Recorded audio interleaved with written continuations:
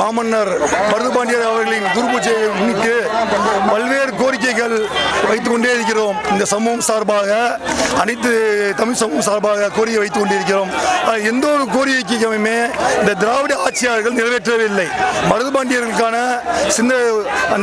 இந்த ஒட்டுமொத்த சமூகத்துக்கான ஒரு கோரிக்கை என்னவென்று பார்த்தால், கள்ளர் மறவர் ஆக முடியாது. இவர் மூவரையும் தேவரணும் என்று அறிவிக்க சொல்லி இவர் மூவரையும் எம்பிசிக்கு கொண்டு வரணும், ஒரே அரசாங்கம் கொண்டு வரணும்ன்ற ஒரு நீண்ட கோரிக்கை.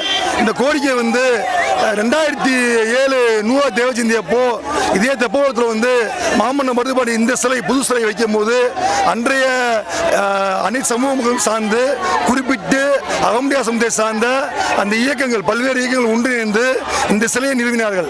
அந்த சிலை விழாவிற்கு இன்றைய திமுகவின் முதலமைச்சர் ஸ்டாலின் அவர்கள் தந்தையார் கருணாநிதி அவர்கள் அன்றைய சிஎம்மாக இருக்கும்போது இங்கே இந்த சிலையை திறந்து வைத்தார்கள்.